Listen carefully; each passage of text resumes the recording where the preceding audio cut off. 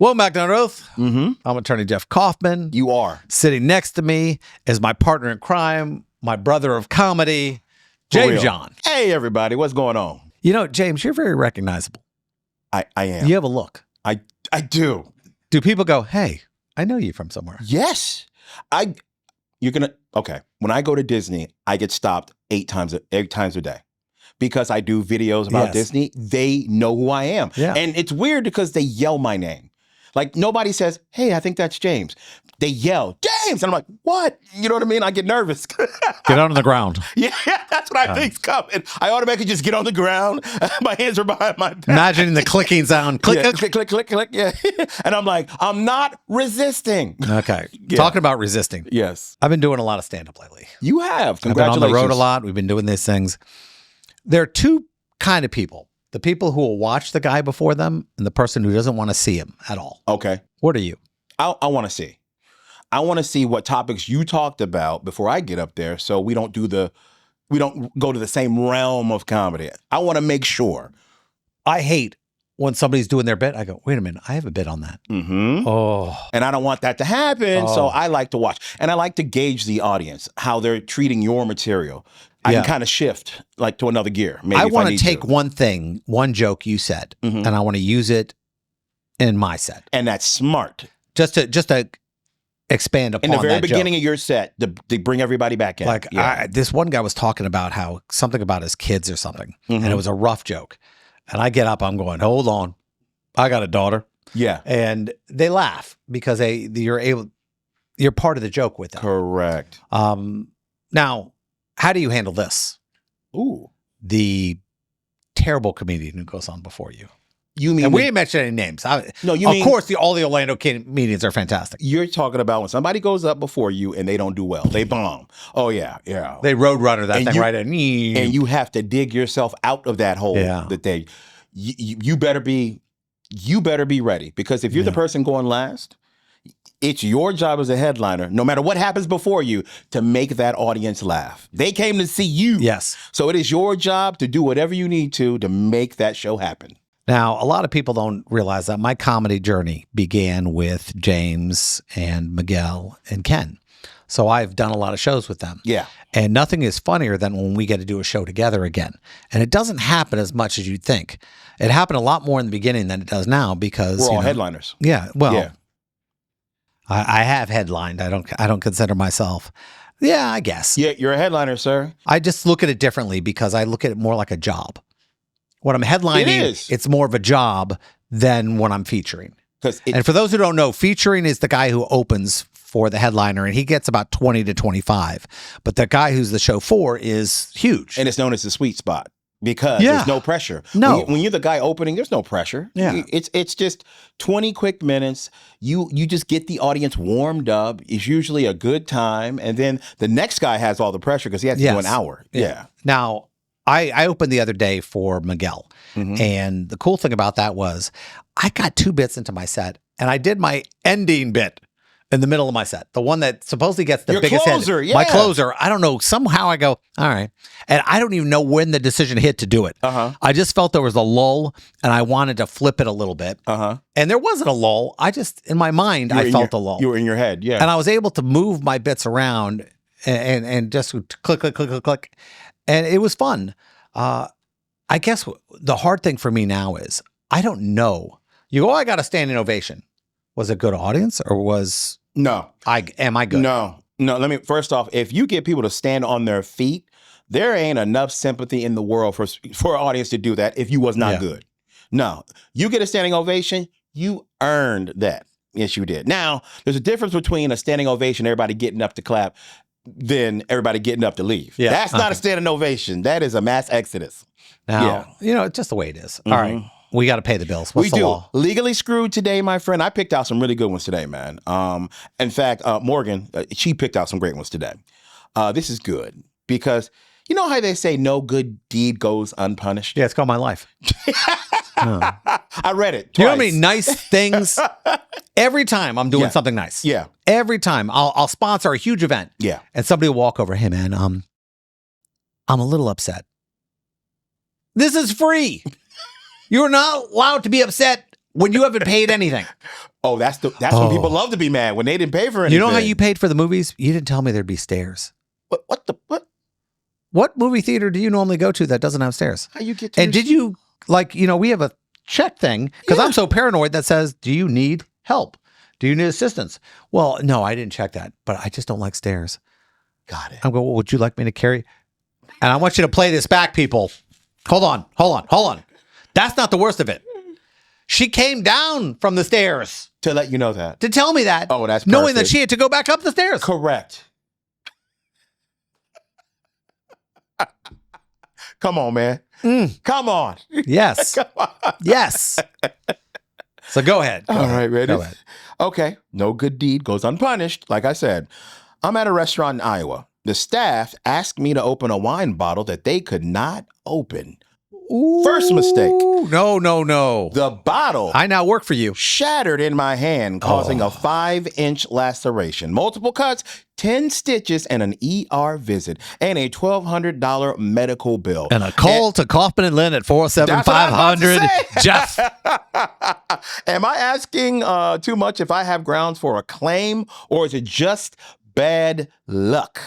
I'm going to tell you right now, here's James's unofficial legal advice. If you get cut in a restaurant and you don't work there, guess what the new name of that restaurant is? James Yon Chicken and Waffle and Check Cashing. That's right. Yes.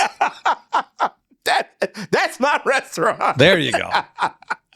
Now, hold on. There are people out there listening. Yeah. And you listeners are get mad at me. You're going, Jeff, that's right. It's just an accident. No. Okay. Well, accidents happen all the time. Yes, they do. And I'm going to tell you, if you're the person who goes, Jeff, that's an accident, look at me very close. You'd feel differently if it was you. Correct. And that's the rule of law. Everyone acts a certain way until it's them. I hate you, Jeff. I don't like that you told that person that if he got rear-ended, that he should see a doctor no matter what. Yes. You should see a doctor no matter what. How do you know? Because I have seen hundreds and thousands of people not go see the doctor. And what happens is, you know what? I think I messed up. Correct. And then I've seen the ones who did see the doctor, and the doctor goes, oh, yeah, we got to do surgery now. Right now. And I've seen the ones who waited, and they can't get the surgeries paid for because you know what the insurance company does? Ooh, you should have seen a doctor. Yeah. And because we think you're making this up now. Insurance companies are set up not to pay you. Say that again. Insurance companies are set up not to pay you because they're not insurance companies. They're investment companies. They take your money and buy Apple stock with it. Correct. Or property, or lend it out to somebody else. Yes. They don't want to give it back because then they got to pull the money out of the investment to give to you. That's right. That's why everything gets drug out. And they go, well, I've had these clients who get mad and they're like, hey, why don't I get my money in the first week? Because they do not back the money truck up. They're going to delay it. If they cut your check one day later, oh, well, how much interest is that, Jeff? I don't know. Times it by 20,000 checks. Woo! They're getting paid. They're getting paid, yes. You know, and if you don't know basic interest, then don't argue with me about math. There you go. That's always the one. Well, Jeff what? The billboard said I get $1 million. No, the billboard said they got $1 million. On that particular and you case. need to, hold on. No, and you need to read the thing below it. Results not typical. No. Yeah, that doesn't, you know what? Because everyone doesn't get $1 million. And out of that $1 million, how much do you get? Well, I get $1 million. No, you don't. No. Attorney gets his cut. Correct. Also, you got to pay your medicals. Correct. And there's a family member who always gets his money. You know what his name is? Uncle Sam. Yeah. Uncle Sam. No, the government doesn't get it when it comes to your medical bill, stuff like that. They don't, I mean, they don't get any part of your settlement. No, they won't get it. I just learned something new. Yeah. I thought Uncle Sam got a piece. Now, what sucks about this is I saw this board recently and it goes, we only take 25%. And in small letters, it says pre-suit. Oh. So people don't know what that means. What does that mean? It means that if I file a lawsuit, then I get 40%. Oh. But if I'm able to get the quick money for you, I get 25%. And it's not a lot. Yeah, I'll take 25% of that if I don't have to work your case. Gotcha. So if I get like 5,000. Yeah. No. But the problem with that is the reason why it's 33% is because it allows you to work the case. It allows you to give a damn. It allows you to hire better quality people. Got it. If you want Burger King, hire Burger King. Mm-hmm. You'll get a great Whopper, but you'll get the toots later. Yeah, you will. Okay. But when it comes down to doing things, sometimes if you can't talk to the guy who owns the firm, you have a problem. Meaning the guy that you see on all the commercials, the guy that you see on billboards, you can't actually talk to that dude. You're probably not getting the best service. I bumped into somebody the other day who we are handling their case, and he goes, "Hey, I want to thank you for all this." And I was like, "Yeah, that's cool, man. I appreciate that." Yeah. And in the end, it wound up that he was able to talk to me a couple of times during his case. And even though my partner, Craig, was the one pushing it through, he was able to talk to me. And it made him feel good about it. Yes. You know, for example, one of these young ladies came into the office to do a deposition. Now, I'm probably the only firm that shoots videos for every step that they're going to go through.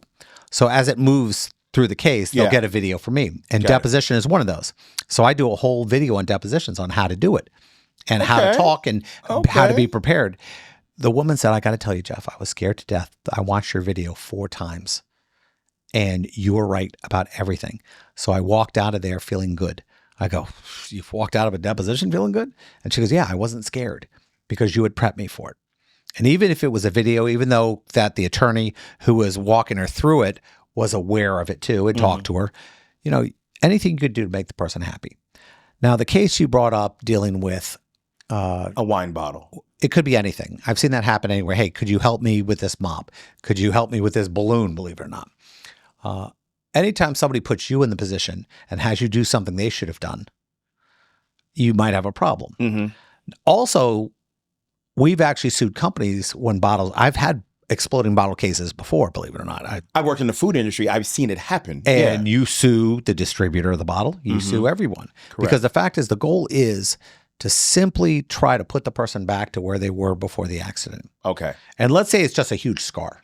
I can't fix a huge scar. And don't tell me plastic surgery, because it's always going to be there, and having to go through it and having, you know, I've had those moments where, for example, I had skin cancer and and I'm looking at this huge scar in the middle of my head, and you want to talk about some emotional stuff to go through? Yeah. I don't care how comfortable you are with yourself.